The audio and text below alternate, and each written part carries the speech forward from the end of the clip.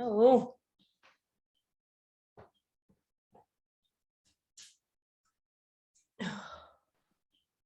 Losing my mind. Well, hey, Debbie. Hello, ma'am. How you doing? I'm good. How are you? Ow. Do you ever just like bang your wrist back the wrong way? Does that have anything to do with losing your mind? Oh, I think they're connected. Oh, gosh. Well, I guess I should have, oops, my video is off. There you go. Now you can, I think you can see me now. I just see your name still. It's coming though. I see it trying. There you are. Oh, yes, with the dark background. Let's see if I turn this on. When's the last time you flew? Do you have you flown for work recently? Not for work, but I flew in August up to see my brother, and I flew in July up for Kathy's. Yes, that's right. I Birthday. Tea kettle is blowing at me. Let me go grab it. Yep.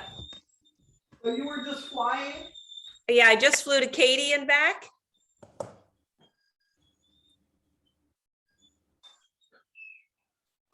Yeah, and it was packed, right? You were right on top of each other. No, it wasn't that bad. I had a great seat. Oh, good. Yeah, I had a great seat, and also that was wonderful. Hey.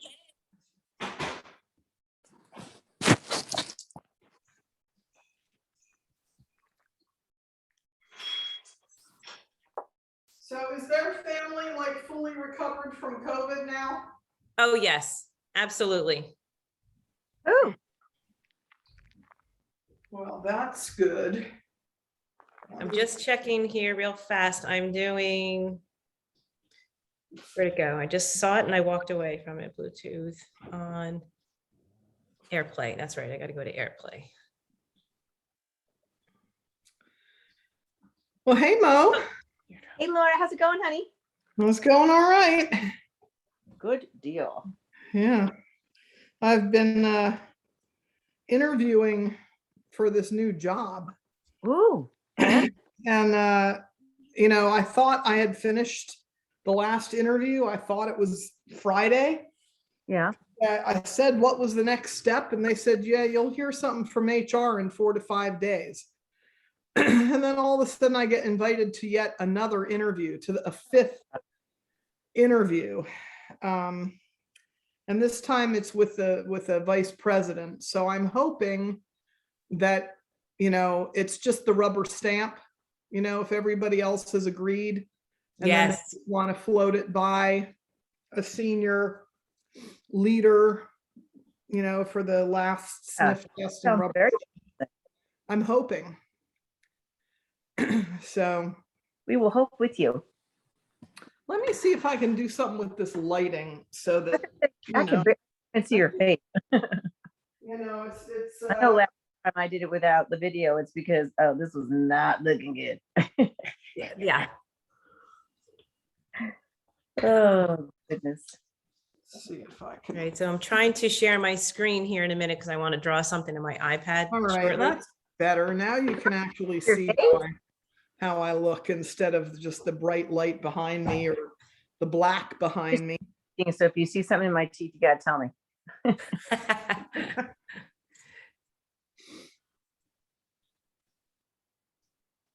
All right, come on, plug in. All right, I don't know if that's all right, let's get rid of that for right now. Let that plug in keep plugging in. All right, Ashley may or may not join us. She might just listen in. She just texted me the little pregnant mommy was busy all day long and she's like, I don't know. So I told her just listen in if she wants to. Okay, ladies, let's go. Let's start. Let me just pull up my notes here.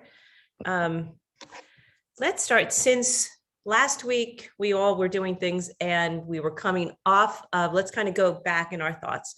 So we were coming off of detox or not. So my thought was to start from there and see, did anyone, I know it kind of like wasn't interrupted. It's kind of weird. It's the first one I ever did, not opening it up to anyone else. It was just our group. And so for me, it was very different. It was very more small and intimate, but everybody had different schedules and things. So I'm curious to see if you almost felt like you were doing it on your own. Did you have the same impact as when you've done it before?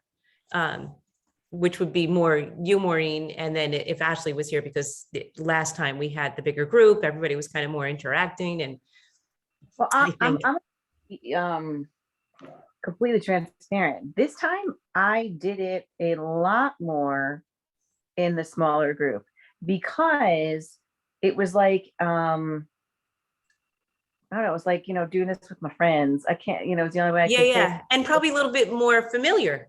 Right. It was. It was. And knowing what I was like, okay, I'm going to do this. And so like, I didn't do ghee last time. I did it this time. And then thank God for the thing with the honey. Oh my God. Thank God. Things like that. And just knowing, I'm like, well, that's so great. They're getting there. I'll try 2 tablespoons. No, I'm not going to get there. So, like things like that. Because after the first one, I was like, it's just, I don't eat butter. It's just exactly. Yeah. But I don't either, but the honey makes it easier. Last time, like, when I attempted to do the water, it was like, okay, this time I'm like, I am doing this. And I did it. I don't know. It was just easier because it was the 4 of us, I mean, and I think too, like, okay, I can't hide in the back. I've got to be.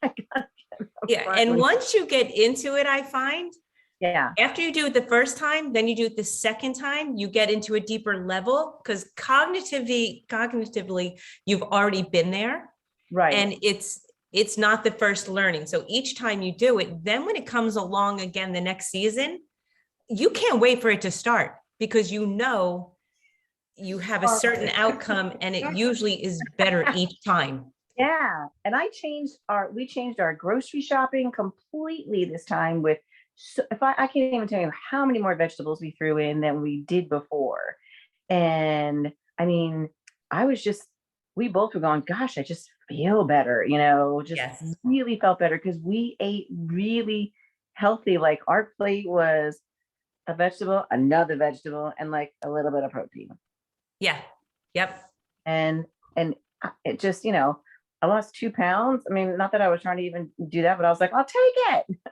Anything, right? Exactly. And did you find as you got into that, so as you get into adding the more vegetables and doing less, that mindset actually helps shift.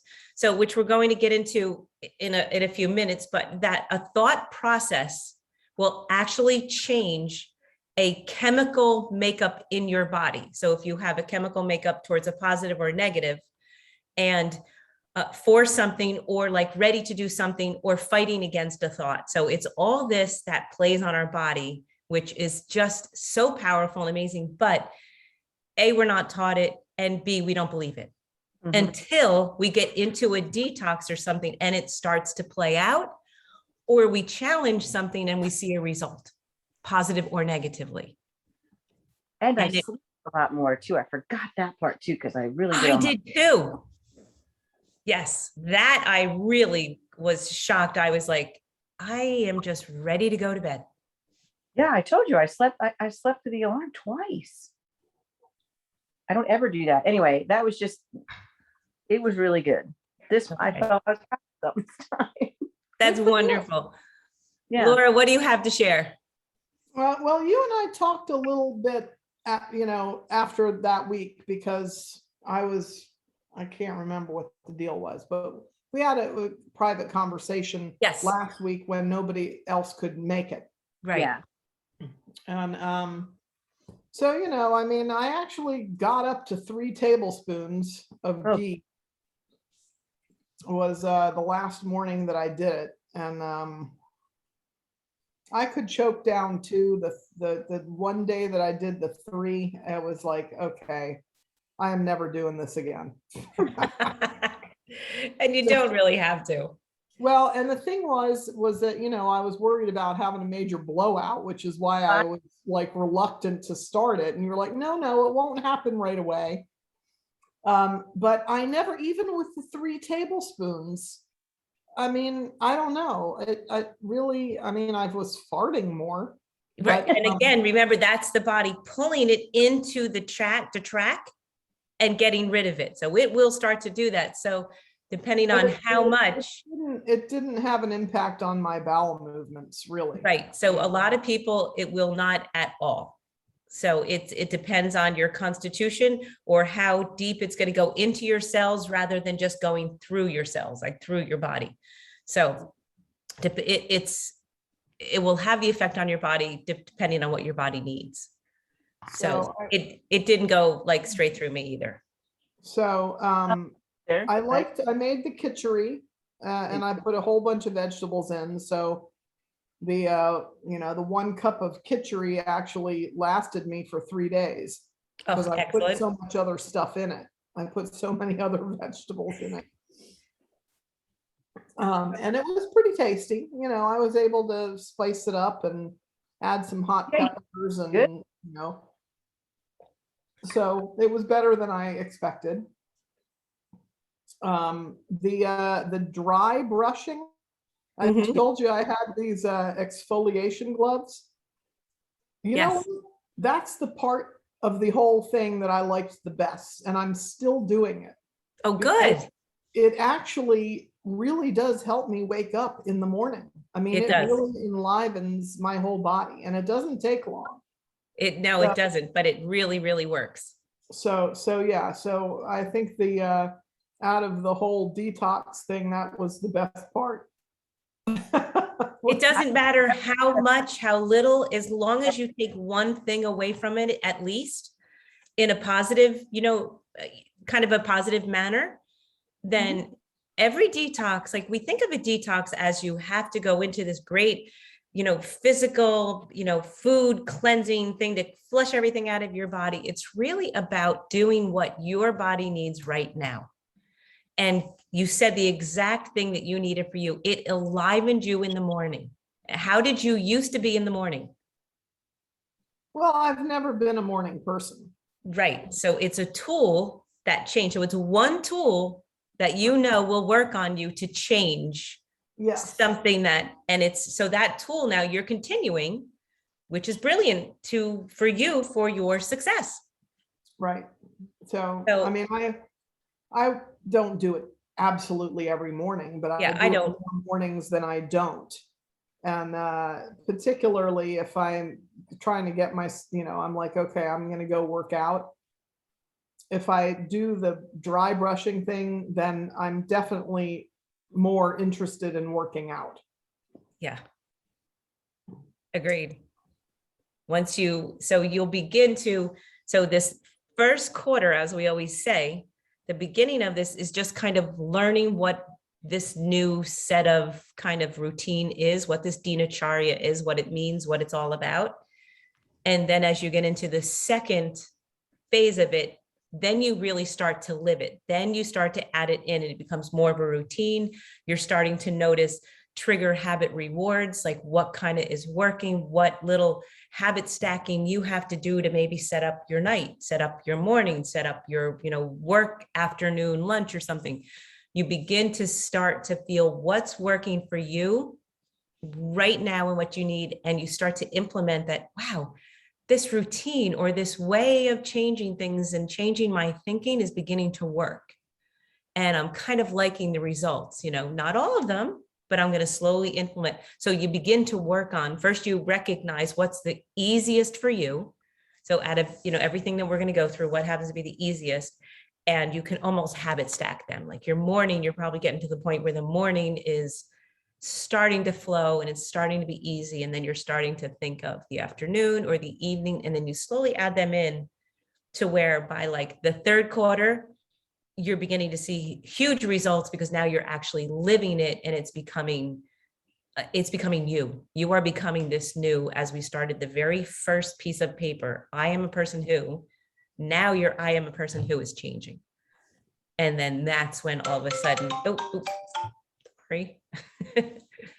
Thought I turned my phone off. So that's the brilliance of this whole thing. Once you start, like we say, it doesn't, the body, your habits, your mind shift doesn't happen in a week. It doesn't happen in 2 weeks. It happens over a period of time as you start to shape shift all of this. So I mean, it's taken me to evolve way to the point that I am a few years.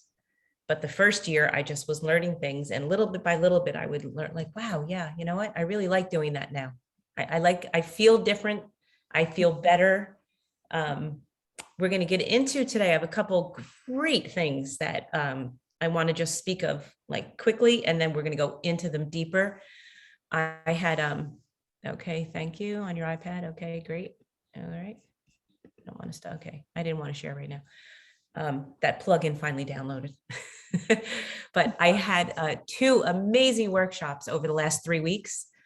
And one was more geared toward the functional medicine. And then one was geared towards, it was actually the, actually had 3, look at that, I had 3. One was on the chakras, that was the first one, then functional medicine. And then I did a third one on, sorry, that's my mother. She's like texting me and calling me. So my devices are all telling me. That's hilarious. The third one was lifestyle medicine. So these are now Western doctors. So these are nurses, doctors, surgeons, cardiologists, incorporating Eastern medicine philosophies and daily lifestyles. But these were so cool because it's so directly related to exactly like our 10 habits. Like I would like raise my hand a little bit or giggle, and I'm like, how many of you are aware of Ayurveda? And there'd be like a small percentage, but a lot of the keynote speakers knew, and they were incorporating all of this in. But we got to also see how science right now within, like Dr. Oz was on, and his father, Dr. Hyman, like all these guys now that are in, really, really reflecting to the world and trying to spread it. This functional medicine, this lifestyle medicine, that we have to start incorporating this into our life and them into their patients, because it no longer works. The society now is getting smarter, and we're broadcasting now because we have social media in every aspect, that the big pharmaceuticals and different things that are taking over, and the lobbyists and all this, they are basically killing us with our food and then keeping us alive with their medicine. And they want you to stay in this diseased state. Yep. Because they can continue to treat you. But a lot of these doctors were saying, which was really fascinating, they weren't taught anything about food being medicine. They were taught nutrition in the food pyramid, and that your body, that food has particular chemical compounds in them of vitamin A, vitamin E, vitamin C, minerals, your zinc, your all this, but they were never taught that these things are fluctuating in our bodies because of the food, lifestyle, stress, all of this, and how to figure out where you are in the roller coaster, what medicines you're on, but what's your lifestyle? What are you doing? And I'm like, you all need to just go to Ayurveda, go back 7,000 years when this all began. And every one of them spoke of meditation, daily massages, things like that, or going for outside modalities, foot massages, acupuncture, acupressure. Meditation was one of their highest on everything.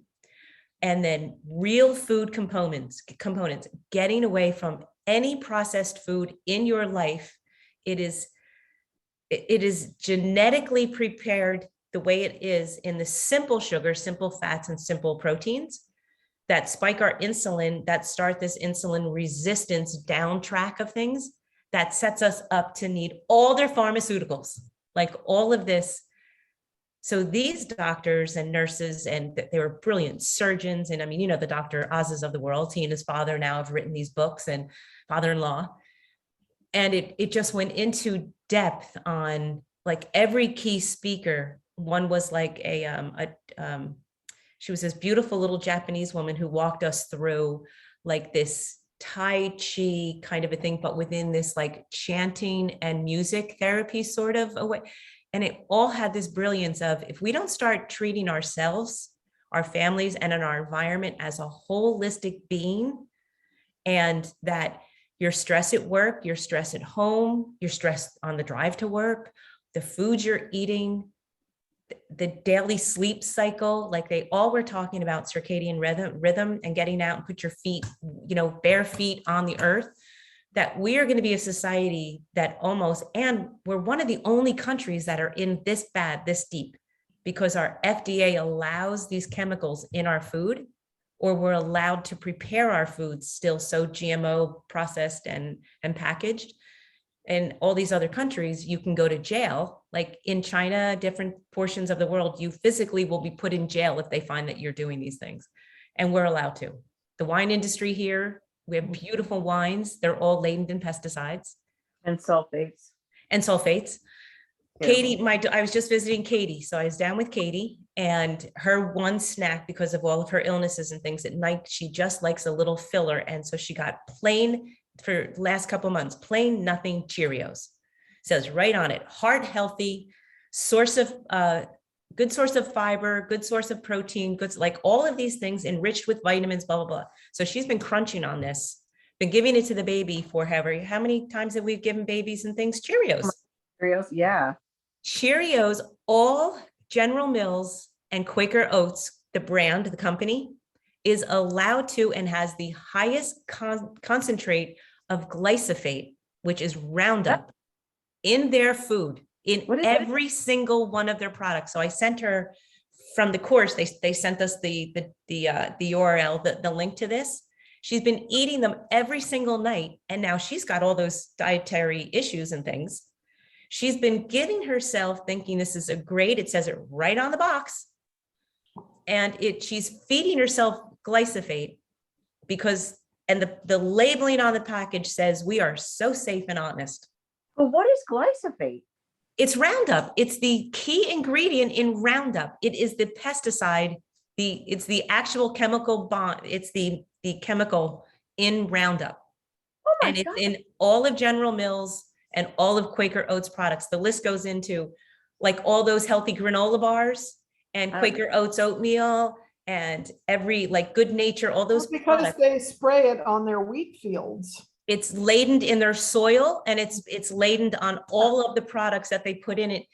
So when it says enriched on their labeling, on all the Quaker Oats, enriched with vitamin B12 and folate and different things, there's more glyphosate in those products than there are the B vitamins and the folate and the C that they enrich the product with. So it's General Mills and Quaker Oats, Quaker, the whole brand of Quaker. I will email, I can put it in here. I sent it to Katie today as a text. Oh my God, send that to me. I mean, I don't eat cereal, period. But their list of products is extensive. It's all the products they make. It's in all of the products they make. So things like this. So this topic, I mean, this habit is considered, it's called Healthy Eating Guide. So as we get more and more into it, and so I went over more into the gut health and the microbiome. So all of these, like we get sick and we go on an antibiotic. So as we know, the antibiotic will kill all of so you want to kind of try a prebiotic and a probiotic. And now they're finding out that there's a technical postbiotic, which they found. So the Nobel Prize in 1998 was the microbiome and the whole discovery of this and the connection between the brain and dementia and Alzheimer's and Parkinson's and muscular dystrophy, like all of these different things, the connection between the gut. So then after that, one of these brilliant doctors was like, there's a connection between the microbiome and the mitochondria. Somehow they speak to each other. I'm gonna but just wait, it's gonna happen. And then they found out, so these particular postbiotics are technically the gases, so the bacteria in our gut, so primarily we're just going to talk about the gut one right now. So the bacteria in our gut eat particular foods that we have that actually feed the microbiome. We want to do this on purpose. So we're giving the bacteria in there through our prebiotics and all. Then the probiotics are all the good bugs and everything we want in there. Then they eat these particular fibers and different things that feed them. Then they give off these gases. So a couple live calls back, we went over nitric oxide, which is actually really good for helping us, oxidate our oxygen in our bloodstream. So nitric oxide is actually one of the gases, and they're hydrogen gases. So they're hydrogen molecules, these tiny, the smallest gas molecule gets expelled from the microbiome, the gut microbiome, and it actually goes into every cell of the body if we're on this correct trajectory towards feeding the microbiome and getting this. If we actually have this microbiome going on in our gut, it will send the message to the mitochondria, which is our power source of every cell of the body. That's your energy. So it either turns up that energy, knowing that something needs to go on, or if there's ill things going on and there's no real healthy microbiome going on and you're feeding yourself too many times during the day, you can really harm your mitochondria by eating, as we were told for years, every 2 hours, keep eating, or over really eating, like picture yourself on Thanksgiving or something when you really overeat. If there's a lot of our population that does that at every meal, they overeat at every meal. So this all really damages the mitochondria. So that's when we get like that food coma after. That's the mitochondria saying, there's way too much stuff going on right there. And I was just bombarded. So I'm slowing everything down. I'm turning it off.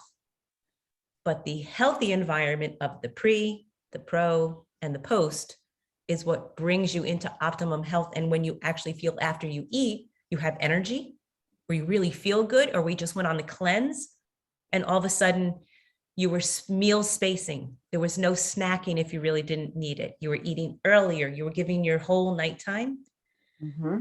So the body, as we really start to introduce and really start to play around with and get better at intermittent fasting, it turns on the mitochondria, which gives us that energy, and it starts to really be able to keep down the insulin surges because we don't have that glucose going out, so that the insulin has to come in and kind of gather it all up and send it where it needs to go.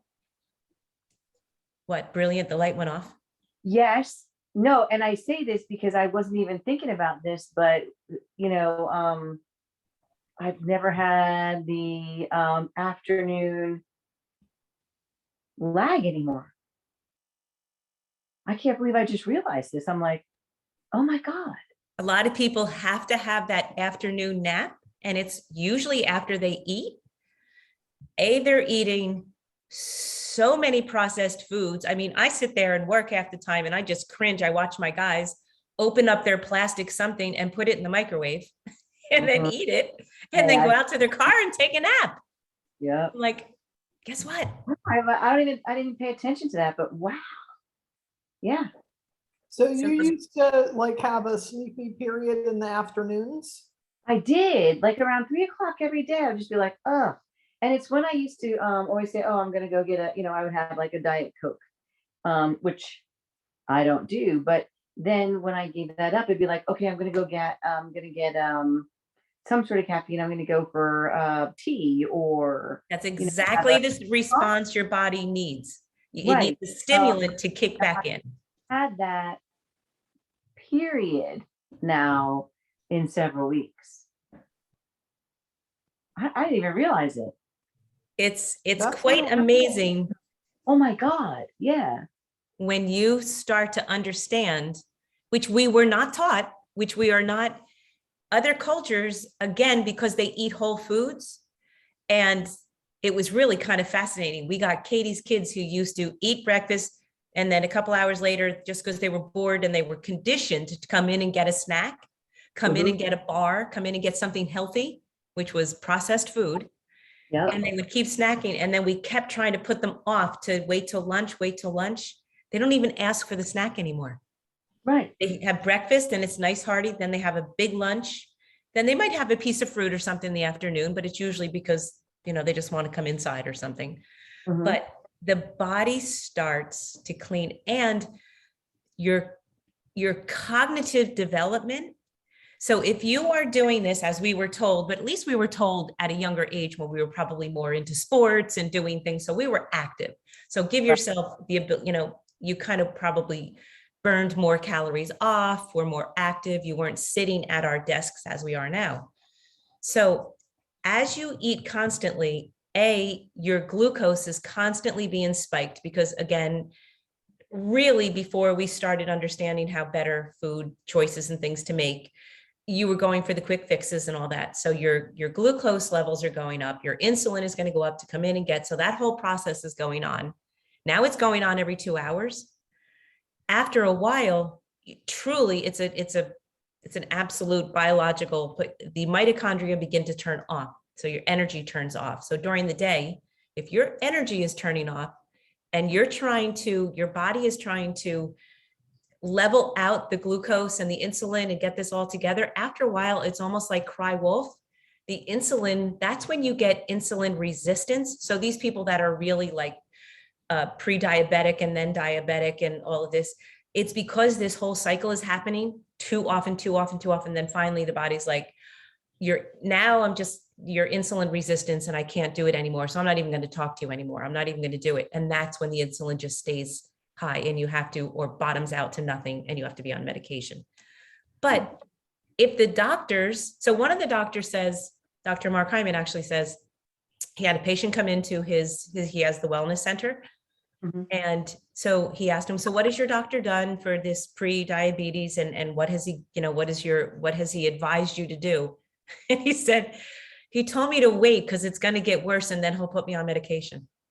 But I don't have to go on medication yet. Do you know what? This is exactly what a lot of people are telling the pre-diabetics. They'll go, oh, well, you're pre-diabetic, but you don't have, they don't ever try to intervene. Right. They're just gonna tell them, oh, you're pre-diabetic. But I asked this one friend of mine, she said, he told me I was pre-diabetic. And I said, well, what did he tell you to do? And she said, well, he didn't tell me anything. He told me when it got bad enough, he'd put me on metformin. That's exactly what this gentleman said that his doctor told him. No, that's not what you want to do. No. Right. You have a chance right now. Yep. And people don't, especially our age group. So say like people right now that are 50 and older, Mhm. we were told you are genetically predisposed to certain things. Can't do anything about it. It's in your genetics. Now, as we know, it's a proven fact that that's bullshit. That doesn't exist anymore. Your diet and lifestyle. So you are genetically predisposed to something. So you are carrying this gene from your chromosomes all the way through, like your DNA, everything came from your parents. Your diet and lifestyle is going to turn it on or keep it off. So everyone that is like, I have high cholesterol, we all have it. I have high blood pressure, we all have it. I have heart disease. It doesn't have to be, but we're not told that. We're told that hang out for a little bit and you're going to need your medicine and then you'll be fine because I'll give you your medicine. So it's almost appalling that the lobbyists and all are allowed to do this. I mean, our soils have been so depleted because we monocrop. So even some of the most organic, that's again why part of this healthy eating guide is to try to go, right now, as long as we can, into the farmer's market, find those local people that hopefully have their little organic farms where they are tilling and maybe putting some cow poop in, manure and different things to actually build up a lot of them crop rotate because they have to, because of space. They're not monocropping, they're seasonally. So I have not done this yet. I haven't That's gone okay. looking for better sources of food. I have been buying a few more organic things than I used to, but I pretty much, I Just haven't. little, it's Kaizen, little time. So you've made it's an absolute Kaizen approach to everything. You can't just assume as soon as you know this, like you just dive in 100%. You want to make it doable. You want to make it so it actually works. So you just said the perfect thing. I've added a few more organic things in. So remember, yes, and Mhm. okay, yes, I am going to think about this, and I'm going to add just a few more organic things right now. And then yes, and okay, now I have a few more things. You know what? I have time. I'm going to go to my farmer's market this weekend. I'm going to go see what they have. So it's little tiny baby steps that start to make the change, and you start to like it. Like things start changing for you. So we have so it's fascinating. So actually in December we're going to do there's a book I'm going to send out. It's a Kindle. It's super easy. You can do Kindle, or you don't need the hard copy. It's very simple. And then we're going to get into a few side notes on food. So basically with disease, food is causing your disease, as we said, and then food can cure your disease.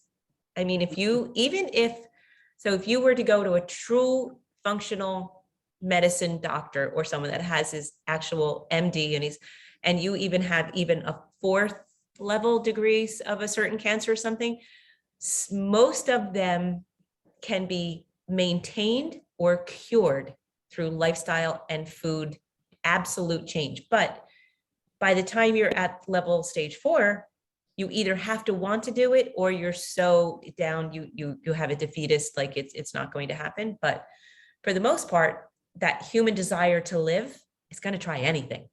So the food industry is so tainted and so bad within our whole FDA system and everything that it is basically poisoning us. And then the general populace, I mean, the poor people that are completely brainwashed that all of these processed foods are so good and they're so easy because labeling tells us it is. Pop it in the microwave and you have a really good, healthy meal for your family. So why would you not believe them? The government is telling us this is okay. So it's almost not our fault as a general populace until we start getting the real message out that they're just making billions of dollars and lobbying for the big food chains because the big food chains don't want to lose their money. And it's a crime for us, like for us and our immediate families and circles and everyone, in the United States.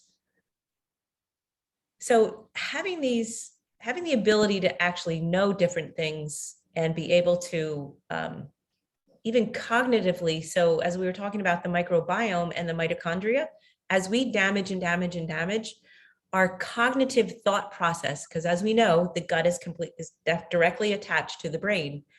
It begins to take our IQ and turn it down and down and down. And then this is when our dementia, Alzheimer's, like different certain things start to come in because of the food supply or the way we've been eating all these years or what we've been eating, all the refined foods, the refined sugars, all of this. But then again, overeating, eating too often. So as you learn to intermittent fast, and as you learn to incorporate more whole foods into your diet as the norm of your diet, your cognitive ability begins to go back up again, where that brain fog that people talk about and things, they're like, oh, no, I just worked too hard yesterday or did. So again, we can go back to how do you want to feel tomorrow? Start today. Or pick a day when you felt really crappy, look back. What did you do yesterday? But that brain fog begins to go away. Like we all had that, and we all would be like, in work overload, and I can't handle the stress and I can't handle those positive and negative thoughts. And then we have another cup of coffee, or we go for that bowl of ice cream, or we do because we're like, But as we learn as you get better after a year or so or whatever, and you are just, it's not even intermittent fasting anymore. It's just how now you eat like the rest of the world. things, all of a sudden you notice things are clearer. You can handle things longer, your stress level and your ability to interact with coworkers and different things. All of a sudden you're like, wow, I handled that completely differently than I would have a year ago or 2 months ago or whatever. And you begin to see that cause and effect. Okay, I'm doing this and this is what's happening. And I used to do this and this is what happened. So as we start to really incorporate more of these healthy eating guidelines, making the easy things like you're shopping on Sunday or Tuesday or whatever it is, and bringing more whole foods into the house, or like at night shopping some of those vegetables because the protein is usually easy to bake or cook or whatever, and popping them in the oven while you're watching TV for 45 minutes. And then you have all of your vegetables are ready for the next day.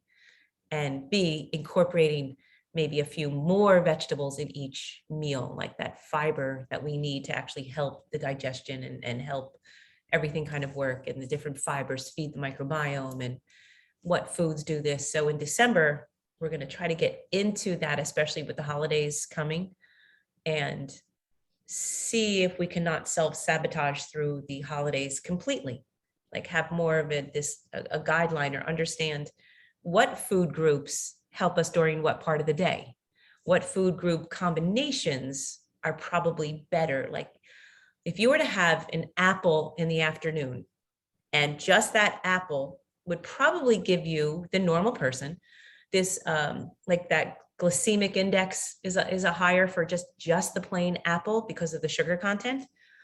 If you were to take that apple and maybe have some like a nut butter and chia seeds or something in that, like make a dip out of it, between the fat, the protein, and the sugar carbohydrate, it sustains that really long through the afternoon.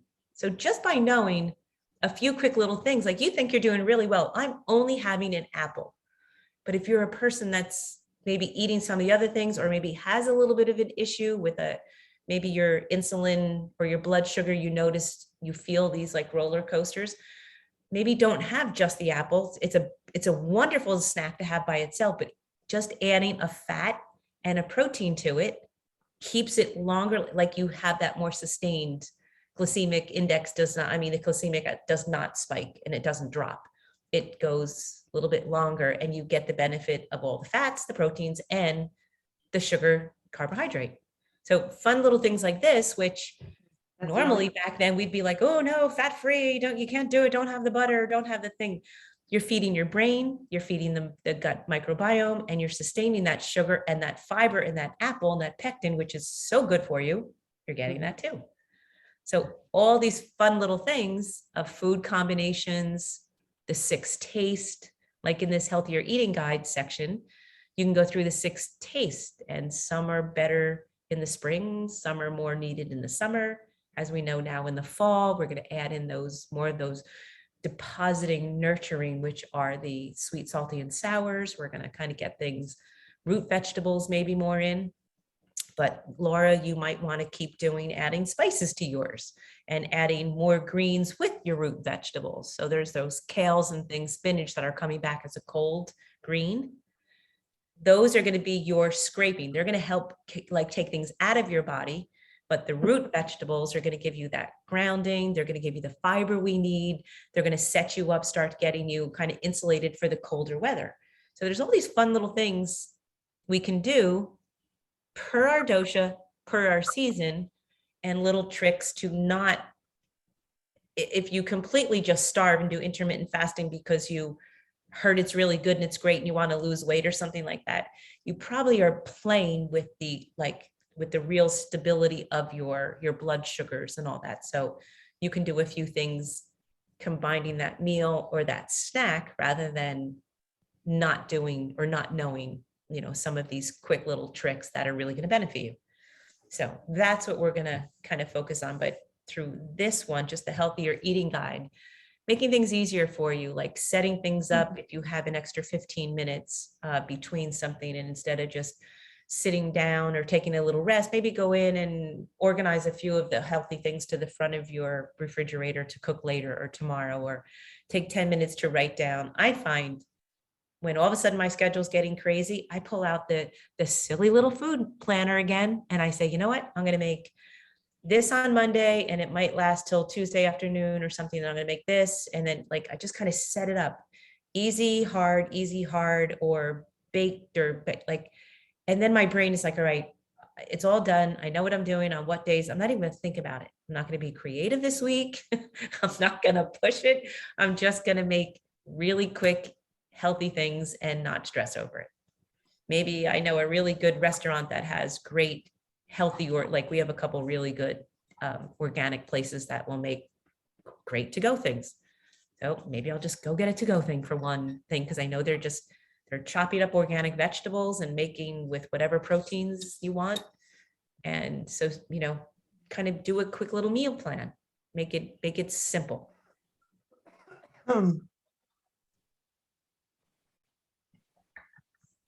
Trying to make your, you know, really concentrate on that afternoon, especially now that the time has changed. Now it's getting darker earlier. I mean, it got dark here really fast. And, you know, eating during the daylight hours is really, really important to get those calories in, and then really let the cleanse happen. And in the winter, the body's going to want to slow down a little bit. So you're not going to probably feel as hungry at night. You'll be able to have that real detox, which again is going to detox your brain. And that's when like all the things in the cells want to go on, like all this cleansing. The microbiome is going to actually help the brain. That's when the brain is going to start to do its detox. Like all these things, if we had been like, you start to learn it in biology and it's kind of fascinating in like 5th grade, 6th grade, and you're kind of getting into it. And then they shifted right out of it into something else. But if they were just to develop that a little bit more, I think you're so much a sponge in that middle school, you know, age in science and things. You kind of want to know, like, this is my body. Really? That's really what's going on in there. And we have these cells and things. And if they were to continue that process, we would know that this is how the body works. But they kind of can give us the beginning of it, and they tell us we all have all these cells in there, but they don't tell us that the cells need to communicate. Fat interferes with it, overeating, eating too often, as we all did, eating these beautifully packaged, wholesome foods, that all interrupts it. Like, so things like that, if you just take one little thing at a time and maybe don't focus on what you're not going to do, focus on one good thing to add in, or one good thing you want to try, or one good habit you want to, you know, incorporate into this week or this something. So it just starts that, like, those negative thoughts immediately interact on the body, the digestion, the chemical, and the chemical response to your glucose. It's a direct connection. If you eat something super sugary, say you were to have a can of soda, and that surge is like, it triples, you know, like whatever. And people do it constantly, many during the day. You have that insulin surge. If you get really, really angry or super aggravated, you have this same chemical compound that happens in your body. Your blood sugar spikes super high because it fears something is happening. So all during the day, if you are totally stressed out and you're lashing out, or you're getting angry or negative, your body, your sugar levels are spiking up and down. Another thing, they don't tell us if we have high blood sugar and all this, maybe try to meditate 10 minutes in the day or do it. That's hokey. Why would you ever tell them that when you can just take a drug? If you were to change those thoughts as they're happening, like, oh, I want to kill you, kind of like, you know, at a client or a coworker or a child, or if you just stop for a minute, and it's called the aha breath or the ah breath, and you just go, let it go. It's this like huge exhale, and you change the thought for a minute. And you're like, I want to kill you, but I'm not. All right. That's going to interfere with my health. So you know what? I'm just going to breathe for 2 seconds. It doesn't happen all the time, but as you start to slowly change those thoughts from, I want to friggin' kill you, or honking the horn, get the hell out of my way, I'm late, to, all right, if I would have left 5 minutes earlier, this wouldn't be happening because I left late. I want to kill you in front of me, or, whatever it is, somebody in the grocery line is pissing you off. If you slowly start to say, like, just, all right, let me think if I can change this. It becomes your pattern and you stop reacting. Like, I'm to the point now, it's taken a year or so. And I'm just like, all right, let's deal with this. And people are like, what happened to you? You're not pissed off anymore. Like, what happened? I'm like, it doesn't serve me anymore. It was making me sick. And I don't want to be like that anymore. And we have the ability to slowly learn how to turn that on. And then your body, as you start having all those spikes, all those sugars, after a while, they start to attach to the cells like the fats do, and they get encapsulated and they just get stored and stored. And then you have this buildup of too much sugar. So the body will start to use the sugar instead of going to the fat for that beautiful source. It's constantly using the sugar because A, we're feeding it, and A, we're storing it.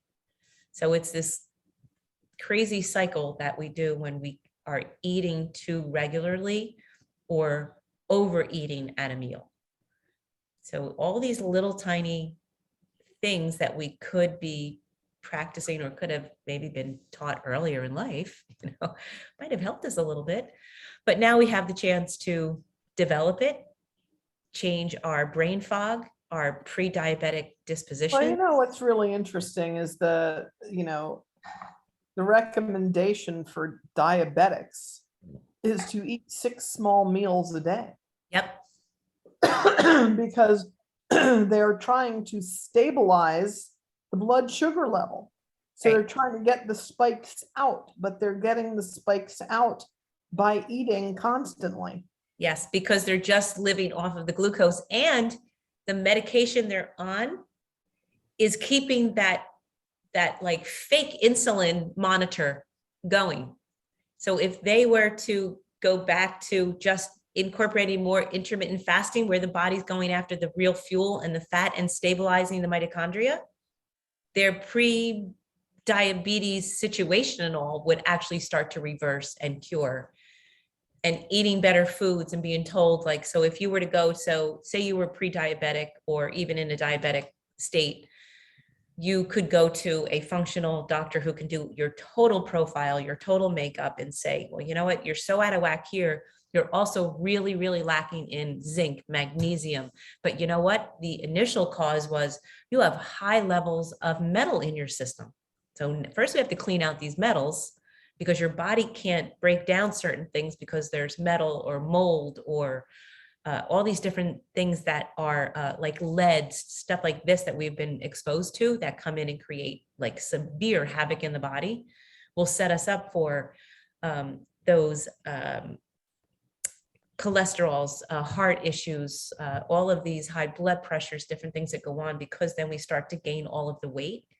And then the weight becomes a secondary issue, becomes back. So this is like vicious circle that we're in. So what the term functional medicine, I mean, what does that actually mean? Functional medicine is actually using food and your body makeup chemistry where you are right now, and functionally going into, as a whole person, a holistic approach to this to get into the root cause. Okay, you have diabetes, you have high cholesterol, whatever it is, you have dementia, whatever at this point, but you didn't just get it. It came from something out of balance. Right, that you were doing. Is it diet, lifestyle, again, heavy metals? Were you exposed to a toxin?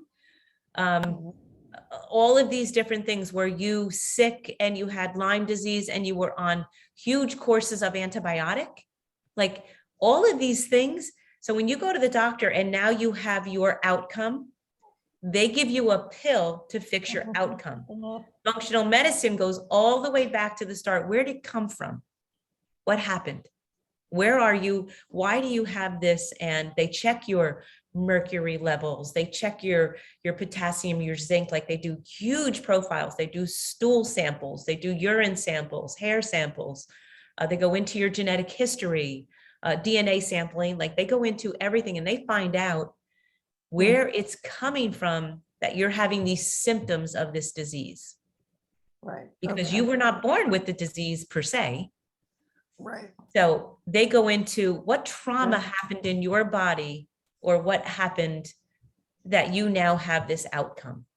Right. So it's a comprehensive Yes. And then it's nutritional giving and you chemical that analysis. change of diet. So then they immediately introduce whole foods, take out every processed, especially if you have a really bad disease of some sort, then they take out every processed food possible and put you on a real whole food diet, and particular to your symptoms or what's going on, the ratio and the levels of what you need. And then you might need supplements, you might need B vitamins, you might need, extra chlorophyll, you might need charcoal, you might need anything from B vitamins to zinc to, Okay. and they will, as regular MDs and physicians, and then they monitor but these doctors were all saying, like, people are coming back for 6 weeks or for checkups or whatever, and then they ask, okay, how are you? How are we doing? They're like, oh, my eczema, my psoriasis, my blood, I don't have it anymore. It's gone. Like, wait a second. In 4 weeks, you just changed diet and lifestyle, and it's gone. And oh yeah, my blood sugar levels, they're completely down. And these people are like, yeah, it works. So there's this really neat plan too that came out of this. So Dr. Hyman co-authored, which you might be aware of, Laura, because it's a Christian-based book and a plan, and it's called the Daniel Plan. And it's 40 days. It's a 40-day plan, but this is a priest, a pastor, and his church is, the name just went right out. He's in Southern California, this gigantic church, and he started looking at himself. He was this like fit younger guy when he got married and had children, and now he's so overweight, and diet and lifestyle and all this changed him. And he finally was saying, God gave me this body to take care of as a temple, and he gave this body to me in the perfect condition. And I, being a Christian and being a pastor, I have just completely desecrated what God gave to me, and I'm no longer going to do this.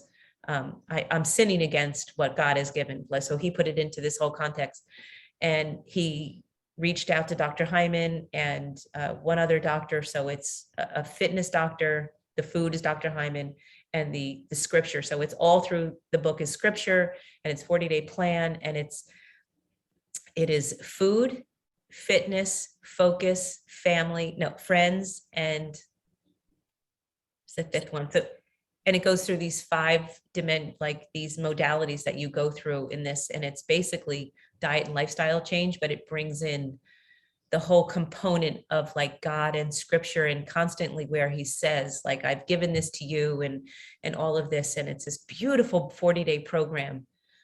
So I was going over it with Katie and Richard down there, and I got the book and the workbook and all this, and you get into small groups, as a lot of churches do. They have the small groups.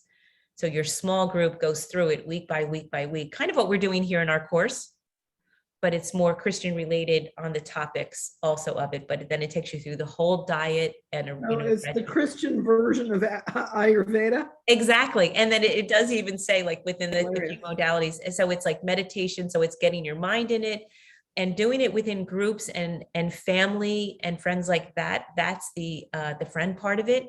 So you have a group, and you have a structure, and you have accountability and people to help you and people to encourage you and all this. So it's this really, really fantastic program. So we kind of went over things like that, but it all goes back to diet and lifestyle and how you choose, and your thought of so our bodies were meant to improve with age, not diminish with age. So you see these 90-year-old vibrant people, and if you go into them, their mindset and their ability to want to live healthy as they get older is why they still are living healthy as they get older, because their diet and their lifestyle is what they want. It's because they want to be able to still move their parts and have their brain working. And it's really how the body, as even to our age and getting older, we were meant to still be kind of fit and firm and have our bodies maybe aging, but our minds, we have this wisdom now to pass on to other people. We shouldn't be like setting down and settling in and just kind of leaving existence as we knew it. We're designed to keep going and passing on and developing. So functional medicines, lifestyle medicine, Ayurveda, just this change, this way of like thinking to make yourself in your small circle and then make the circle bigger and bigger, and don't eat any more Cheerios.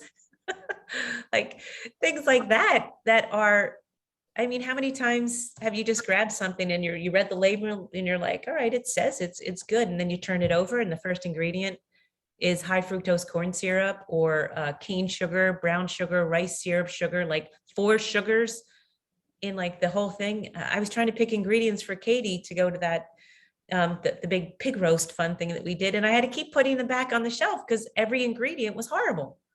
Till I finally found a couple that actually had like things I could pronounce and things I knew of. So it's bad. I mean, it's really, and we're so oblivious to it because we're brainwashed that our government is here to take care of us. And our government is here, the FDA is here to protect us and not allow us to eat bad things. And it's just the opposite.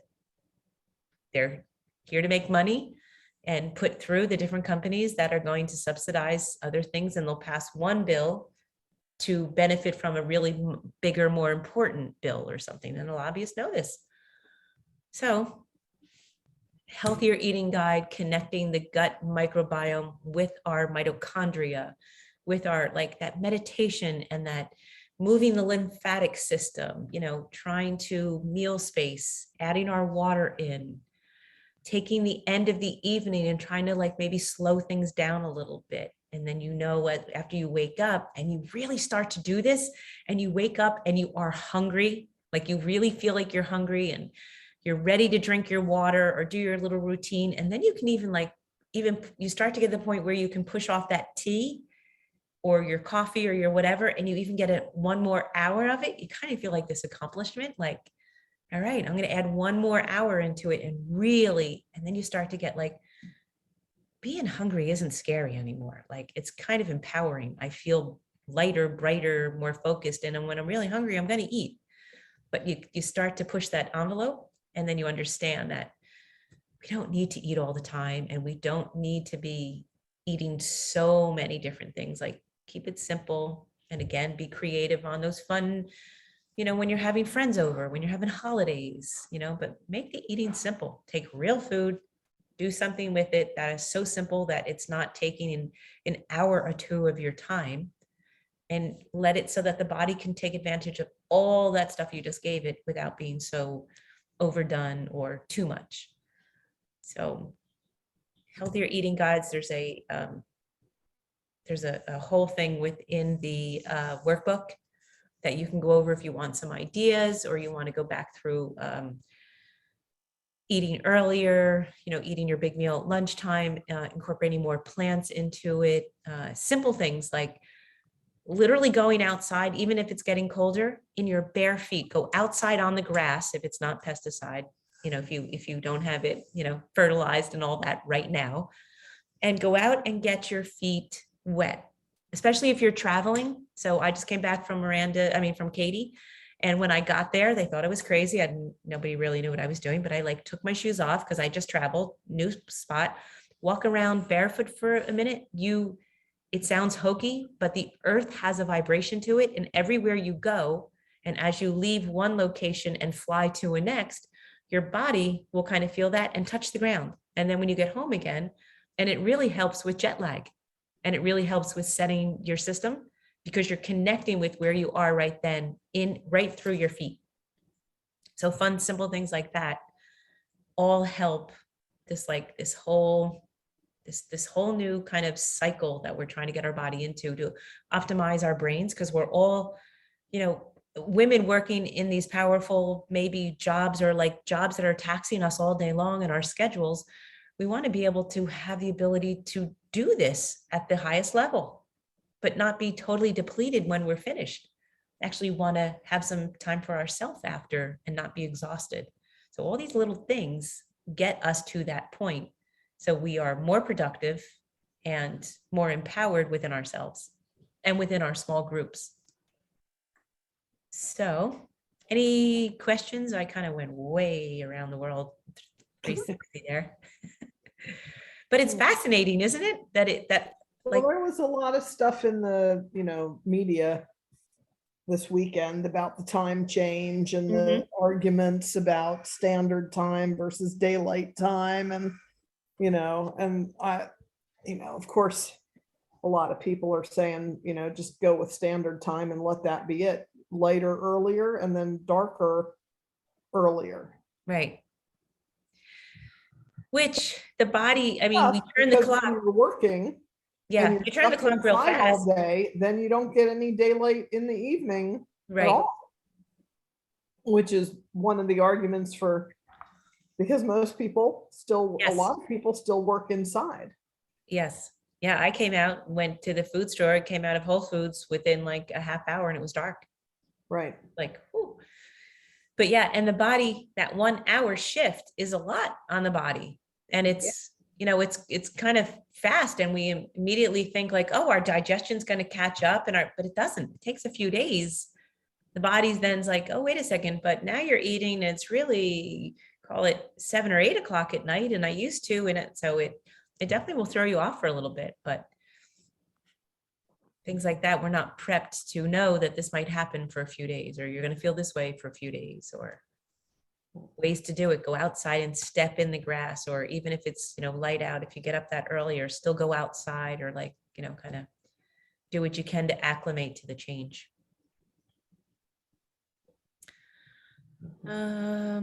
Questions? Any, oh, and there's one more book you might want to look up. Remember, we were way back in the beginning, we went into, I said about the Kindle, and we were going to do an exercise tonight too, which we didn't get to. We'll do that next week. It's really fun.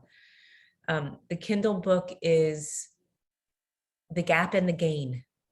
Between the Gap and the Gain, or no, The Gap and the Gain. And it's Dan Sullivan, and his co-author is, I picture him and I just lost his name. But it's being in that mindset of the gap where you're kind of like stuck in this mindset of thinking, or you're in the gain where you're constantly thinking of the gain and what you're going to gain from this, whatever. And I think we should approach it almost like a book club thing, because you will find it's pretty fascinating and it's pretty neat to go through this process. And we can touch on some things and kind of get us, especially through the holidays. It's really fantastic for your mind. Who's the author again? I'm sorry. Dan Sullivan.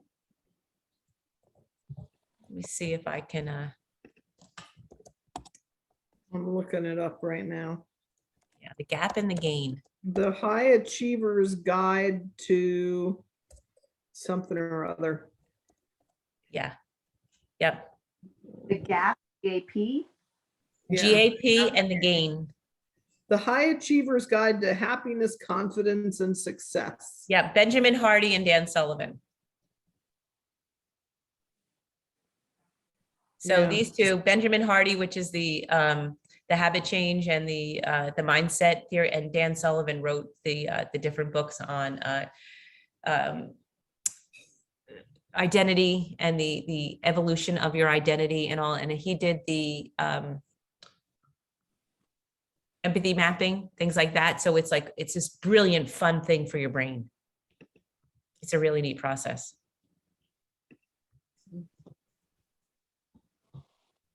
So, Like it says like blue and with yellow and black writing. yeah, it's just like a blue, exactly.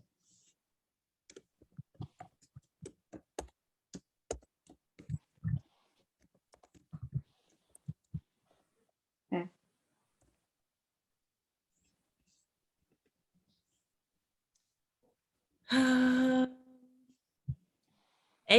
Send me a text or an email or something, like if you want to kind of learn anywhere, if you have any family members that might have some predisposed issues that they think that they have or not, especially getting the microbiome, getting it like kind of reset in your body.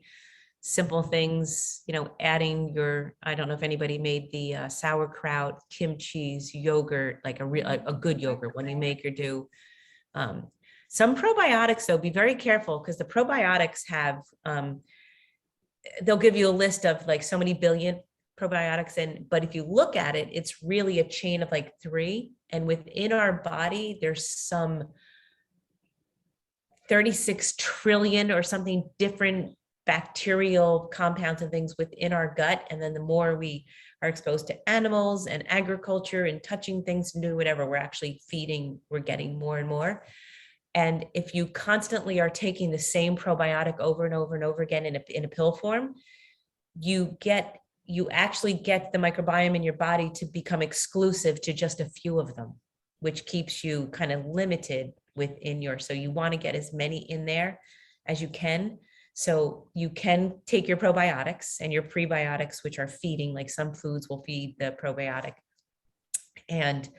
But then if you were to add some kimchi, some local good raw kimchi and sauerkrauts, and add some beet and carrot or whatever you want to them, or get them at Whole Foods, like the real ones, not the canned warm ones. You want to get the ones in the chilled refrigeration center section, and add those in. So you're adding more in. And those who are lucky enough to be out in nature, touching your garden, touching a dog, touching a cat, touching all of these, feed extra their microbiome into ours, which is what we want. We want more interaction, the more in our bodies. So again, if you're taking the probiotics, just try to add a little bit more of the other stuff to it as well. Really good yogurts. Like I just went and got my milk so I can make my yogurt, and things like that in. All right, so healthier eating guide is really all of that, making it easy for you, and the times and spacing your meals, trying not to snack, challenge yourself a little bit, drinking more water, things like that, that are going to have significant changes on your health. So, and was that in one of the emails that you had sent? Yes, and I will resend that whole one to you. I have it in, I will find it in my emails and I'll just resend it. And it's got the workbook pages and all that in it. Seasonal Detox 1, Habit 8. That's it. Healthier eating guidelines. Here it is. Yeah, you sent a PDF. Okay. Yeah, I see it. Okay. And if you need any other information or more of it, I think the Facebook group too, I think the original setup with the units 8 has that in there too, with some meal planning and different things like that. If I'm mistaken, I'm not mistaken.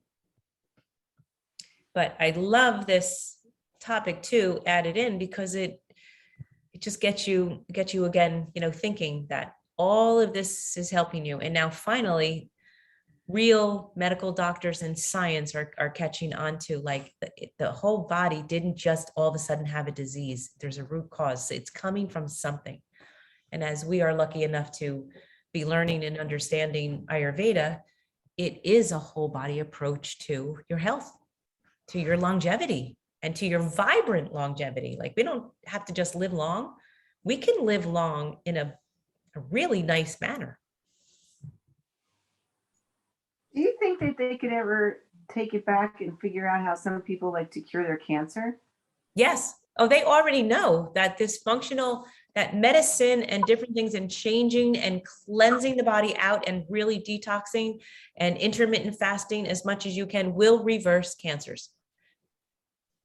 And if the pharmaceuticals, the drug companies, the machines and the testing and the chemo, that is the biggest, industry aside from parts of farming in the world. We'll never overturn that. Why would they want a cure for cancer? If one drug or drugs could cure cancer, there'd be trillions of dollars lost in people's pockets. So they're never going to allow that. But the more we get the medicine of food out there, food is set up, real whole foods are set up to feed certain parts of your body, certain cells of your body, and keep you in balance, or cleanse certain things out of your body to get rid of. And it's all food. So if you are in a particular state, you either want to get rid of as much by extracting from the body and then restoring. And it's all done with food and herbs and spices and things that the body has the intelligence, the food has the intelligence that the body knows what to do with. So the balance of what to take and what to do and what to add in is where the healing comes in. And first, the desecrating of whatever the illness is. And it can happen faster than a lifelong sentence.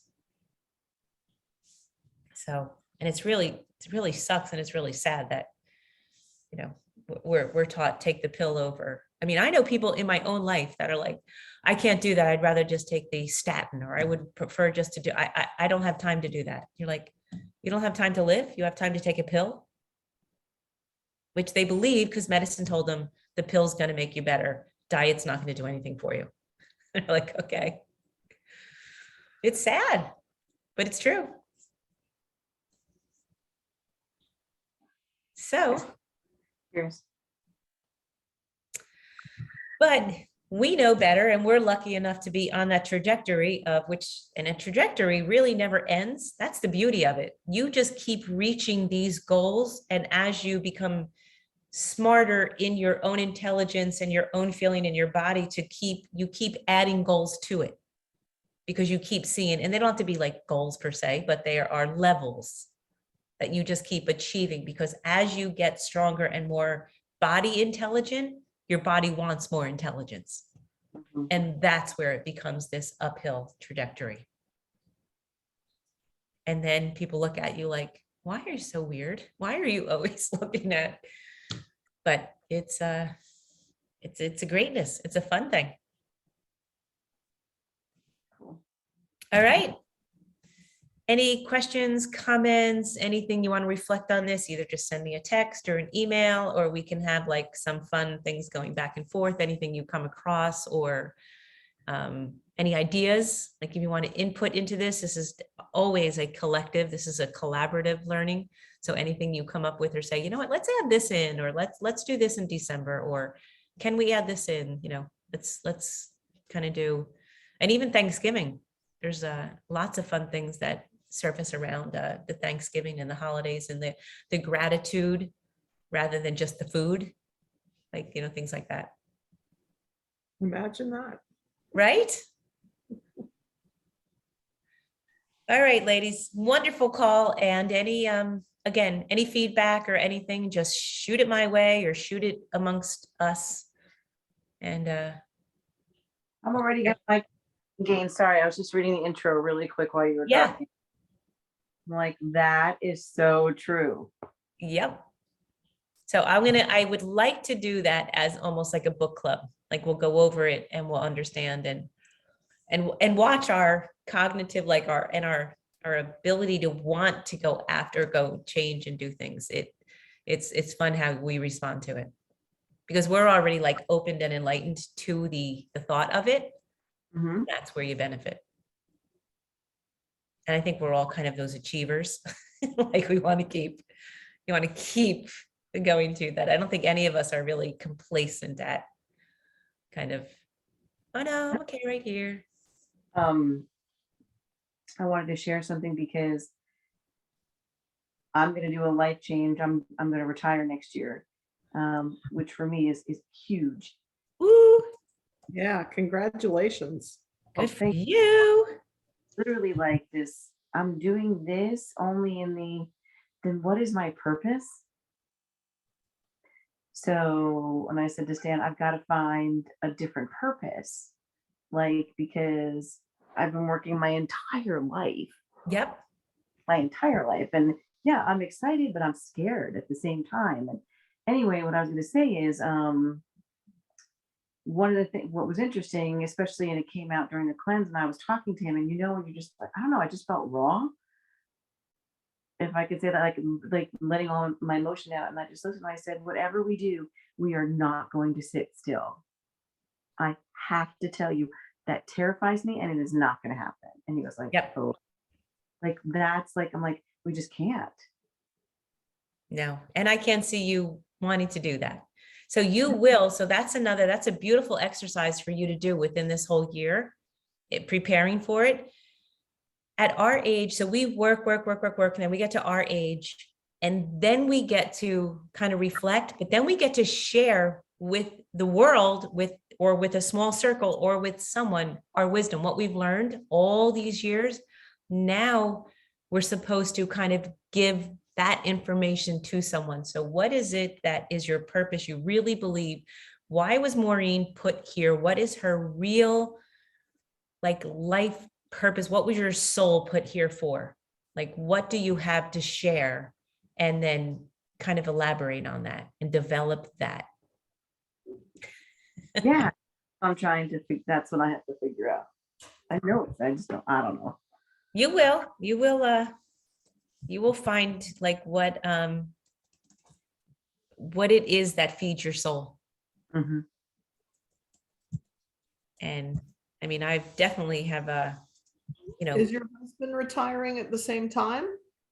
He's been retired for 5 years. Oh, okay. Yeah. And he's just been like waiting for me. And, I've just been afraid of it more than anything. But it's like, okay, I don't know. I just said, you know what? I found myself realizing it's time for me to let go, breathe, I Yeah. guess, so to speak. And luckily, we have the ability to do that. And I'm just like, okay, but I need a purpose. I need something, and I don't know what it is yet, but something that keeps me motivated. You have to have a purpose, even almost on the daily level, to get out of bed and be productive. You have to have a purpose, because then you just fade away. Yeah, and I don't want that. No. Anyway, I wanted to share that. Sorry to keep you. Well, no. That's beautiful. I mean, that is Yeah, big deal. That's I mean, huge. that's as big as saying you're going to have a baby. Yeah. And I get excited and terrified at the same time. Yeah. Yeah. It is. It's just so exciting. And then you're right. That is like, but then what? So Yeah. you have to make you have to make your then what? Yeah. You have to create that. And you will. Yeah, but you also don't have to put so much pressure on yourself, that you're driving yourself crazy and you're like, I have to figure it out. I have to figure it out. I mean, you go in more softly, right? Well, every time I go for a walk with my friends, I'm like, I just gotta figure this out. No, you can sit with it for a while and just take a week and spend a week thinking about one thing, like that you like to do or ever thought that you might like to do, and just noodle on one thing for a week and then spend another week thinking about something else. Yeah. Just take some time and play with it a little bit. That's what is going to allow what's inside to come out. You can't beat it out of yourself. You have to invite it and kind of play with it. Exactly. Yep. Okay. You'll find soul search. What do you really in your soul, in your being? What do you feel? Who really is Maureen? And what do you have that you want to, what haven't you done that you want to do? Or what have you put aside to always be just the provider, or always just be the workaholic kind of a thing? What is it that you left behind that you really, really want to do? I tell you what, as I'm looking for, going through this interview process, I never thought I'd be 57 and trying to find a new job. I mean, this is just like, ugh. But, I'm like, if I really only have 6 more years, I want to have some fun. Yeah. In my job. I used to enjoy my job, but I haven't enjoyed my job in a while now. So it's I need to get that back. Yeah, Spend you too do. much of my day doing at work to, live 6 more years like this. Mhm. So Yeah. hopefully So I'll have some good news next week. we'll cross our fingers. Next week is, Are we meeting on Wednesday as well? This was last week's Wednesday meeting. I don't know. I know Ashley is traveling, and I thought Maureen had something. We can do a short one on Wednesday, or we can go again Monday or Wednesday next week. I don't know what works for everyone next week. I mean, Monday or Tuesdays I can't do. Monday or Tuesday you can't do, right? For this week, that's why Monday worked. Let me pull up my calendar real fast. That doesn't mean Laura can't. Where'd my calendar go? There we go. Some- Right in front of me. Struggling through a lot of things, but it was really eye-opening, but also hard on us, like, to watch it. I felt so bad. And she left Friday, but I Wow. was like, man, okay. Like, I don't know, just a lot of dumping of the emotion. And we were just trying so hard to be so upbeat. And I'm just like, okay, this is exhausting. It's draining, right? Very. Exhausted. Yep. Wow. So Deb, thanks for putting up with me all them years ago. Sure. No way. You were easy. You were easy peasy. Oh my God.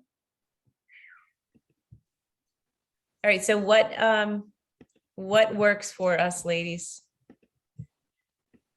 We can how about on this Wednesday? So this week's call would have been sense organ care, which is a very important one too, but I can send out on Wednesday a recording from that because I already have all of my notes set and ready. And that's kind of a topic that we can kind of just listen to, although being extremely important.